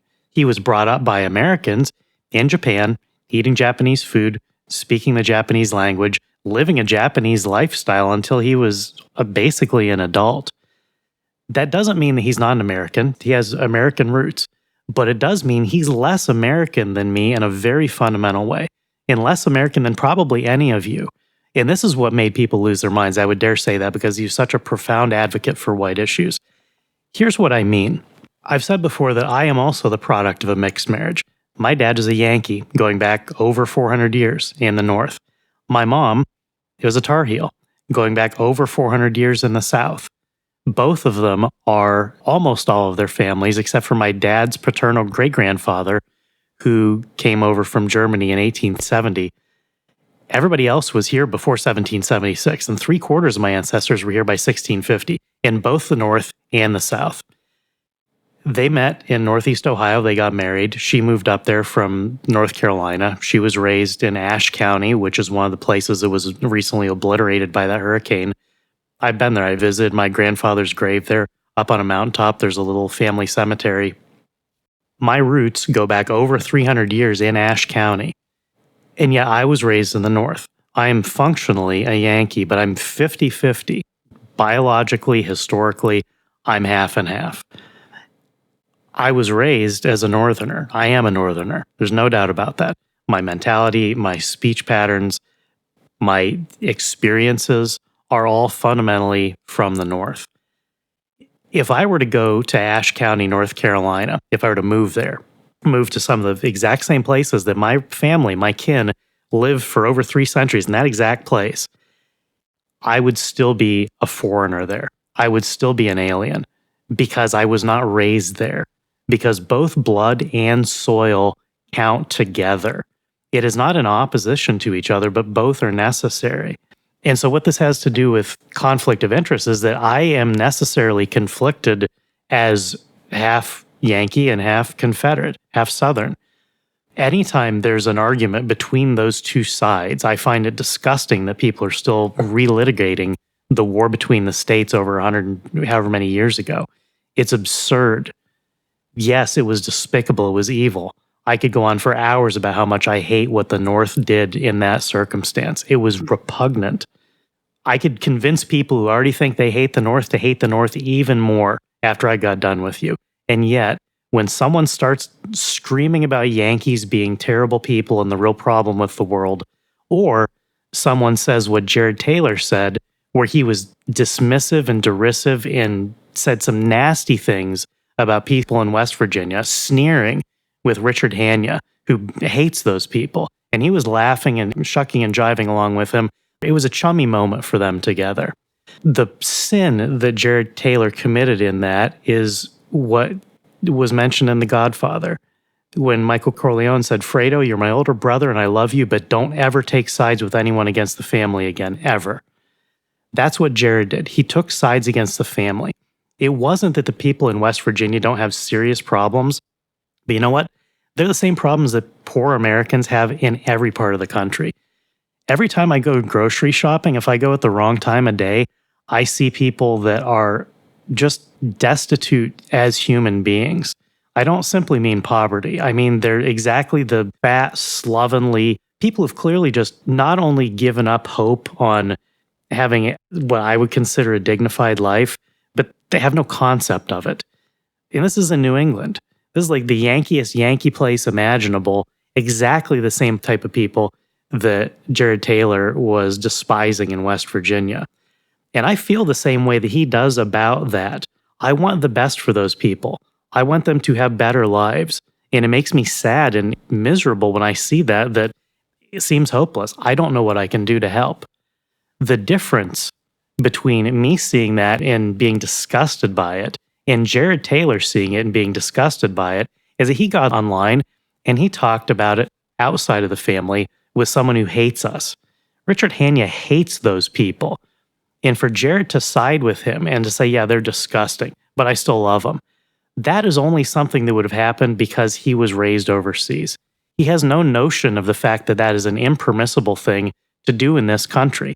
And for anyone to do it in either direction, north or south, there's a conflict of interest that occurs, in his case, by omission, by having no American upbringing. He is fundamentally less American because he was raised in Japan, just as I am fundamentally less Southern because I was raised in the North. I can't show up in Ashe County and say, hi, I'm a hillbilly. I'm a Tar Heel just like all you. I'm here for the hootenanny. Like, it would be obscene. It would be offensive. For me to say that, I'm sure has ticked some people off. I don't even know how to parody that. And it's insulting for me to try. Because despite the fact that those are my roots and those are my people going back, and I do have profound affection for them, I am not of them in the same way as someone who lived there. I can't say that I'm a Tar Heel. I can't say I'm a Southerner, despite that being half of my heritage, by blood, by history, because I was not raised there. The soil might be in my blood, and it certainly is. The place where I live now looks exactly like where my mom grew up, except that it snows a lot. That's the only difference. And I'm not suited for North Carolina weather. I am very much a northern latitude kind of man. I would never say those things that he said in public, even if I think them, because it's detrimental to the family. It's going against the family. For me as an American, to despise someone in West Virginia, or my neighbor here in New England, to despise them because of whatever is wrong with the course of their lives. When I see that at the grocery store, I don't come home and tweet about it.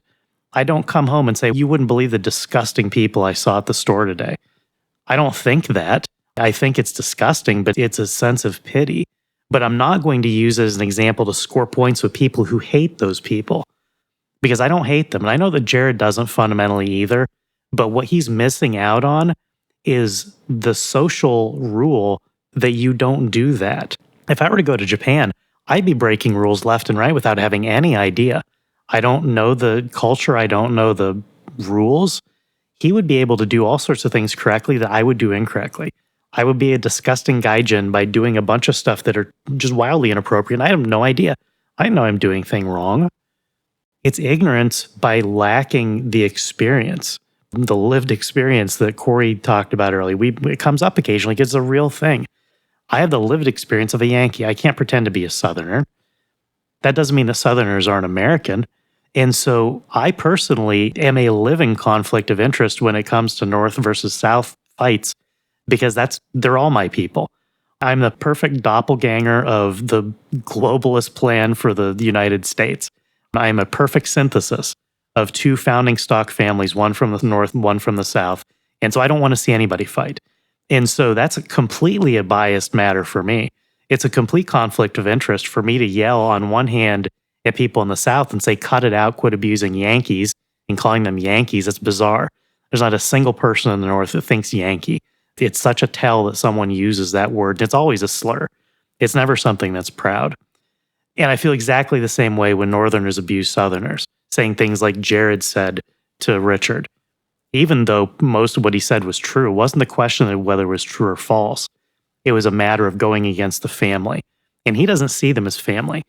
I think one of the reasons that Jared has had such a profound positive effect on much of the discourse is that his unique upbringing in Japan, where he was completely alienated, like other than his parents, I would imagine he saw virtually no white people ever.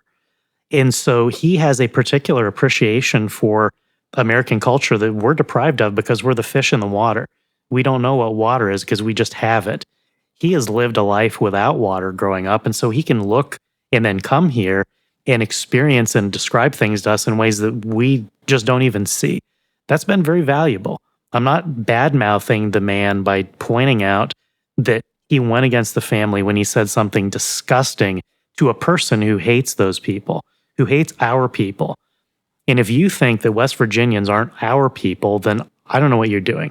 It was obviously a discussion inside America. Probably 10 to 15% of our audience is outside of America. And, like it's an American podcast. It's not insulting. I've said before, like, whatever you are, be the best you can be. I don't know how to tell anyone else, anywhere else, how to live. I would never tell the Japanese, here's how to be a better Japanese person. I have no idea. I think it's commendable for them to try, but I wouldn't know where to begin. And it would be obscene for me to try. Because the conflict of interest there would be, I got no clue. The conflict is my ignorance. Jared doesn't know that he has a massive blind spot by not having been raised as an American. It's not a huge insult. The world is full of people who weren't raised as Americans. And there are lots of things about being raised American that make us terrible. We've been misraised. That's so much of what we talk about on Stone Choir is like, look, these are generational sins that we're inheriting because of the failures of previous generations to raise the next ones correctly. So when I say he wasn't raised as an American, it's not a glowing endorsement of the way I was raised as a generation. It's just saying that there's something missing. Just like there's something missing for me that I wasn't raised in Ashe County, North Carolina. I couldn't begin to know what that was like. I could read books, I could imagine, but that'd just be it. It'd be imagination. In the absence of direct experience for certain things, sometimes you just have to know to shut up. Corey mentioned earlier that there are a lot of guys who listen to us who are mixed race, and we make clear to them when we talk to them personally, and I hope that we make clear online, we don't think they're disgusting. We don't think there's something wrong with them, that their parents made a decision that they're now forced to live with. Just as I am. My northern father married my southern mother, and then when we would visit my southern family, they made it very clear to me that there was something wrong with me, that I was being raised as a Yankee. I heard all this stuff as like a 7 and 8 year old. I had no idea what was going on. Like I was just going to visit family. We basically had no family nearby. So it was a treat to go down there on very long car rides and then see people, and they were adamant that there was something wrong with me because I was a Yankee. I didn't understand it. Like, I'm just your family. I don't know what's going on. Like, they talk differently, but to me, there was nothing more to it. It was only in the last few years that I understood why they were so concerned and why they were upset about it. They were concerned that their sister's son, their nephew, was being raised a Yankee. They thought it was disgusting. And they made it clear to me in love. Like, they weren't abusive. It wasn't torment or anything. They wanted me the best that I could possibly be. And they knew that that couldn't happen in the North. That was their view as Southerners. So I have lived some small sense of the conflicted life of someone who's mixed race. Not remotely the same. I'm not trying to say, I get your suffering. But like even just that one small thing made me feel alienated. I can't imagine what it's like if you could look at me and tell that you're half one thing or half another, that you don't actually belong in a way that everyone else does. That stinks. And so the reason that Corey and I speak about matters like race mixing is not despising people. It's that we don't want to create an entire generation of people who have that conflict of interest because it's a recipe for war. It's the destruction of the American race, of the American white race that has been here for 400 years. My family on both sides, in the North and the South, equally American. And it's also creating people who have these conflicts. No one should have to live with that conflict. That stinks. It's a violation of the fourth commandment. I'm using the Lutheran numbering because we always do. You can go to thebookofconcord.org and see the Lutheran numbering for the 10 Commandments. It's a violation of the fourth commandment for a son or a daughter to despise either his mother or his father over the other. And something the mixed race kids face is something that every divorced kid faces automatically. Whenever two parents get divorced, whatever strengths or weaknesses the father and the mother had within a unified household suddenly become very stark when there are two separate households. And suddenly the kid, maybe he has to choose, maybe he doesn't get to choose, but he's going to prefer. You always prefer your dad for some things and your mom for other things. That's natural. We're all human beings. Everyone has strengths and weaknesses. When it's under one roof, those preferences can be small and they don't have to rise to the level of sin. When parents get divorced with kids and those kids suddenly have to choose between their parents, between their households, it's necessarily sinful for the kids to prefer one over the other because it's always going to lead to some degree of despising. It's a terrible position to put the kids in. Kids who are products of mixed race marriages already have that baked in, even if their parents stay together. Even if they have a happy marriage and happy household and everything, the fact that one parent is one race and the other is the other means the product of that union doesn't have a place, is split in two, just like I'm split in two, only much more seriously, because my differences internally, or at least social, it's cultural, but it's not racial. When you add race to the mix, not only is it visibly obvious, but it gets that much more difficult because there are qualitative differences between all the races. And qualitative doesn't mean, oh, amazing and oh, terrible. It means people are better at some things than others. You know, if one of your parents is from the Horn of Africa, maybe you're a great long distance runner. There are upsides. Not a question to say that there are qualitative differences to say somebody stinks. But a kid who's faced with having a mixed parentage is faced with, well, how do I fit in the world? And that's a position that we don't want anyone to be put in. And so the reason that so many of these guys reach out to us and ask for advice is that we don't lie about this stuff. And the advice in the counsel we give is always not we hate you or you should hate yourself, but basically you need to pick a direction. If you are 50% one thing and 50% another, get married, pick a direction. You know, if you have a black mother and a white father, you're in America, I think you should probably marry someone white. And your kids are going to be 3/4 and their kids are going to be 87.5%. They're probably going to pass for white.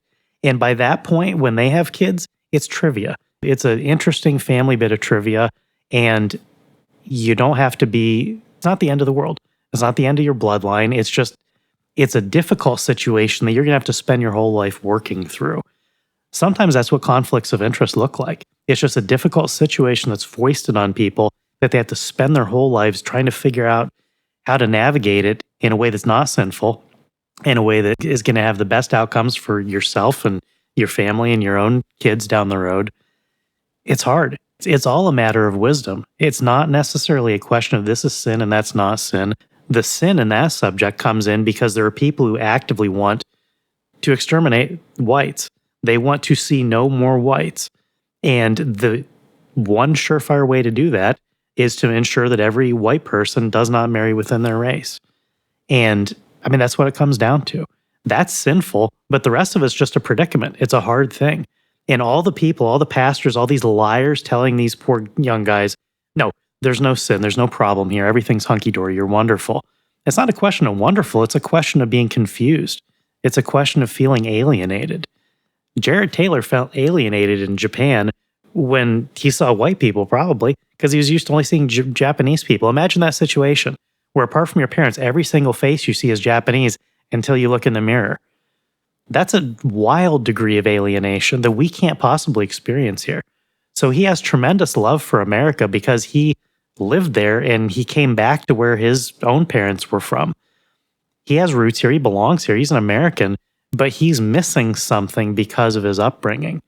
And he's missing the understanding that he has a conflict of interest there because his global view of things and his particular affinity for whites.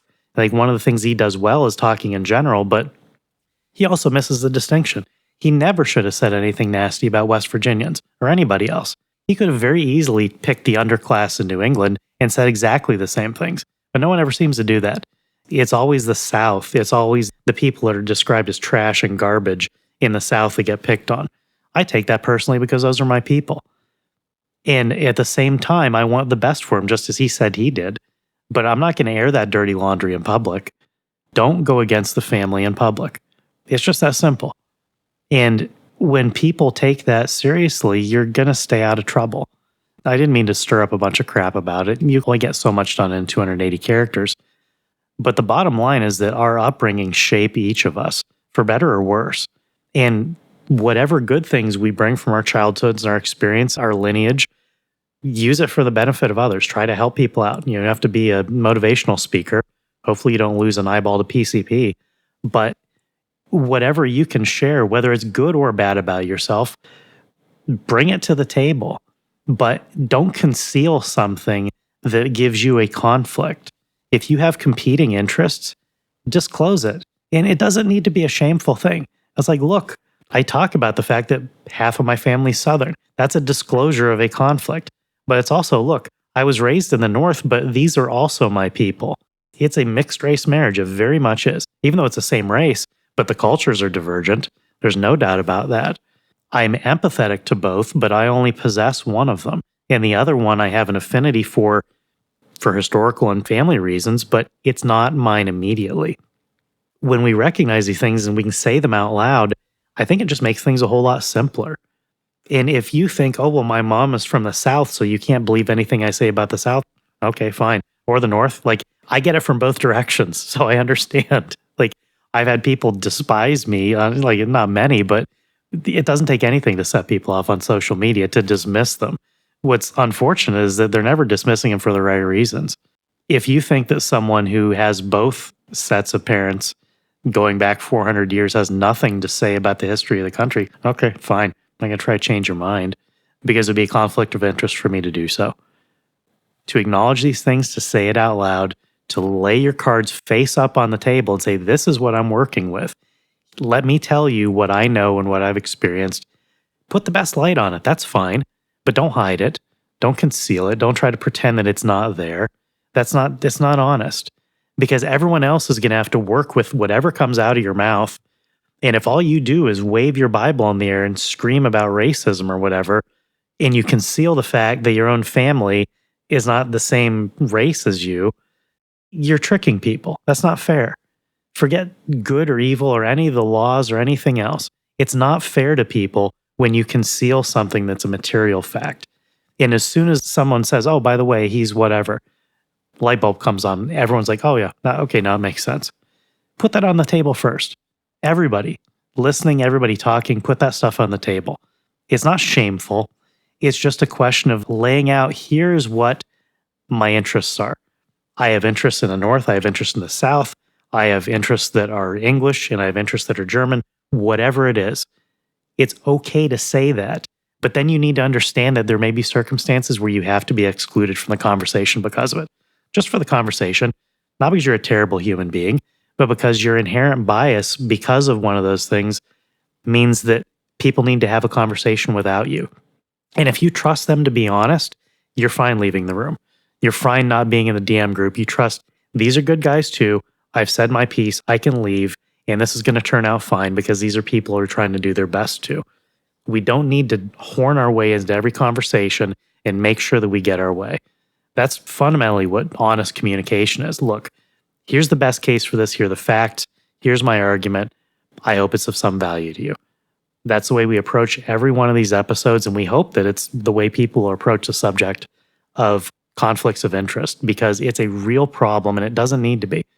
With some honesty and some disclosure, these conflicts could be diminished, and all we could have to worry about is the interests. I hope that we can have that in the future, but it's going to take people actually thinking about this and processing it in this way, and then just being honest and playing with your cards face up.